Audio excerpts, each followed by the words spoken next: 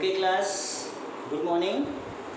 How are you all? I think सभी अच्छे होंगे।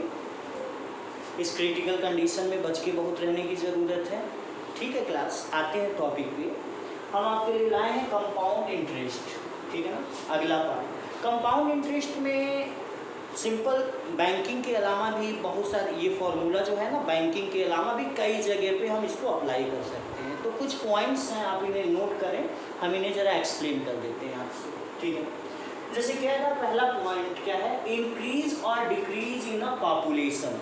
ठीक है ना, यहाँ पे कैसे हम कंपाउंड इंटरेस्ट का फॉर्मूला अप्लाई करेंगे। जैसे मान लो कि कोई एरिया है, वहाँ पे अचानक क्या हुआ, पॉपुलेशन धीरे धीरे धीरे धीरे एक कांस्टेंट रेट से क्या हो रहा है, अप होता जा रहा है, अप होता जा रहा है, अप होता जा रहा है।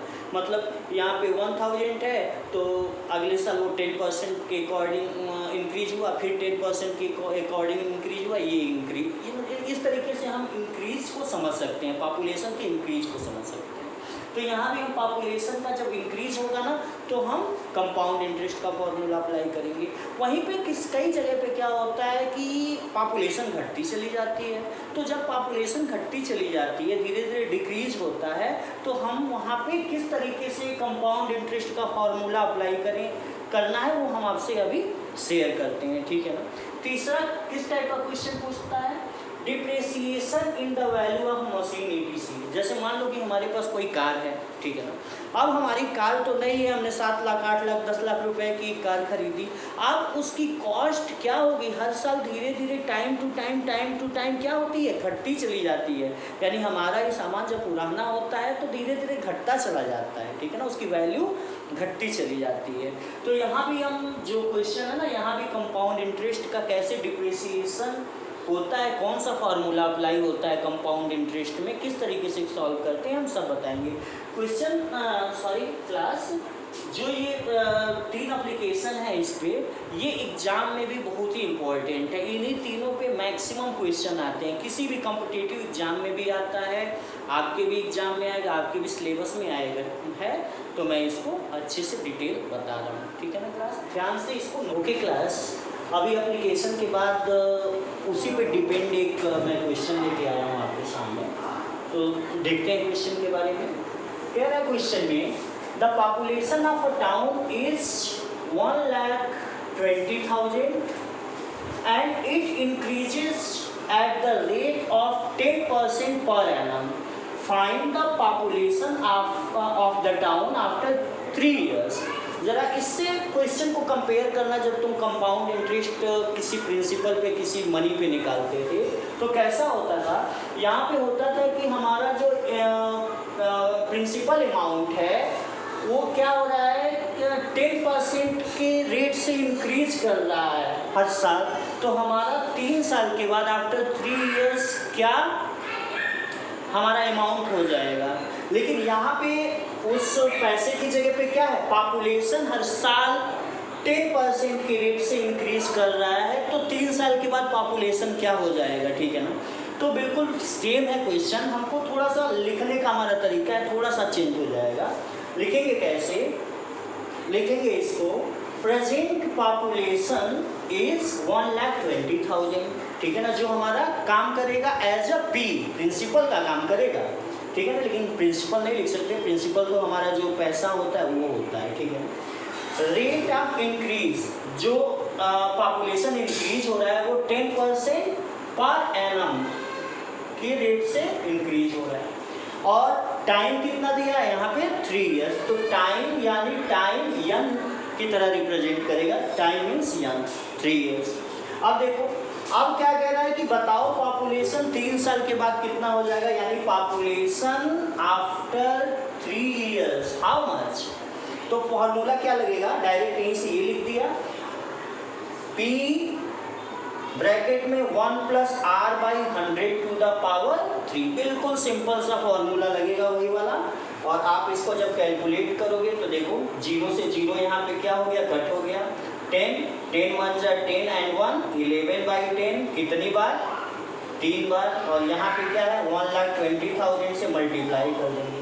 क्लास यहाँ पे देखो 3 0 है, यहाँ से हम क्या करेंगे, इस 3 0 को कैंसिल कर देंगे। अब हमारे पास बचा क्या 11 इंटू 11 तो पिछली क्लास में 11 इंटू 11 का जो मल्टीप्लिकेशन था वो इतना था, ठीक है ना, तो अभी भी उतना ही रहेगा। और इससे हम 120 से जब मल्टीप्लाई कर देंगे तो ये हमारा क्या है, पॉपुलेशन है। ये पॉपुलेशन हमारा आफ्टर 3 इयर्स ये पॉपुलेशन हो जाएगा, ठीक है ना क्लास। एक बार क्वेश्चन को अच्छे से आप नोट कर लें, ठीक है ना, नोट करके उसको खुद सॉल्व करें, ओके। फिर अगले क्वेश्चन पे हम चलते हैं। अब नेक्स्ट क्वेश्चन, हम इस बार जो क्वेश्चन लेने वाले हैं वो डिप्रिसिएशन पे लेने वाले हैं कि डिप्रिसिएशन जब होता है यानी कोई चीज़ का वैल्यू लगातार जब घटता जाता है या कोई चीज़ डिक्रीज होती जाती है तो हम किस तरीके से कंपाउंड इंटरेस्ट के फॉर्मूले में ज़रा से चेंजिंग करते हैं, ठीक है ना। ज़रा देखो यहाँ पे, the count of a bacteria in a certain experiment was decreased at the rate of 2% per hour. Find the bacteria at the end of 2 hours if the count was initially 20 lakh। ठीक है ना class, question समझो जरा। Question क्या कह रहा है कि किसी सर्टेन एक्सपेरिमेंट में क्या पाया गया कि जो बैक्टीरिया है वो 2% पर आर के रेट से लगातार कम होता जा रहा है, लगातार कम होता जा रहा है। 2% पर आर के रेट से लगातार कम होता जा रहा है।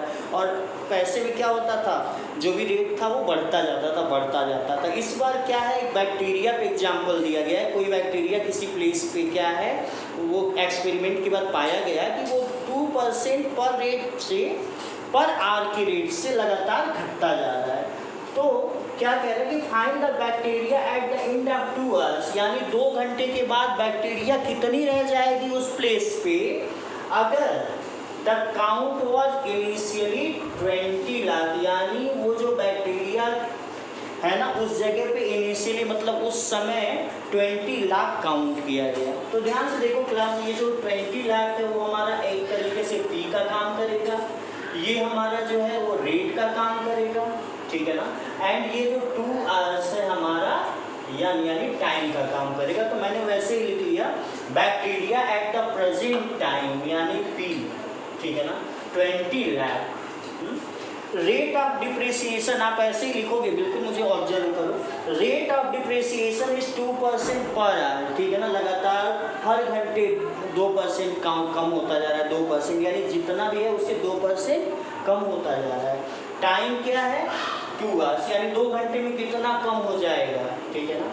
तो देखो डिप्रिसिएशन यानी ये फॉर्मूला कैसे लगता है, depreciation of bacteria after 2 hours P into 1 minus R/100 to the power n, जहाँ पे फॉर्मूला होता था P into 1 plus R/100। Depreciation में हमेशा यहाँ पे माइनस हो जाएगा, ठीक है ना, 1 minus R/100 to the power n। तो हम क्वेश्चन को जरा सॉल्व करते हैं। यहाँ पे P की वैल्यू रखते हैं 20 लाख, 20 लाख यहाँ पे इक्वल का साइन 20 लाख, ठीक है। और ब्रैकेट में 1 माइनस आर हमारा कितना है 2/100 टू द पावर कितना 2, ठीक है ना क्लास। अब देखिए जरा, अब इसको सॉल्व करेंगे तो 100 1 जा 100 माइनस 2 यानी 98 यानी 20 लाख इंटू 98/100 इंटू 98/100, ठीक है। देखो बिल्कुल यहाँ से ये 0 से 0 1 2 3 4 0 कट हो गया, 1 2 3 4 0 कट हो गया। यानी हमारे पास जो बैक्टीरिया है आफ्टर डिप्रेसिएशन वो इतना है 200 इंटू 98 इंटू 90। अब इसका आप जरा मल्टीप्लाई करके मुझे आंसर बताइए जल्दी से। हमारा जो आंसर होगा वो क्या होगा 1920800, ठीक है ना बस। यानी 19,20,800 हमारे पास बैक्टीरिया रह जाएंगे क्या after 2 hours, okay class. Write down the question class. Now the next question again depend on the depreciation. Pradeep purchased a new car for 3,60,000.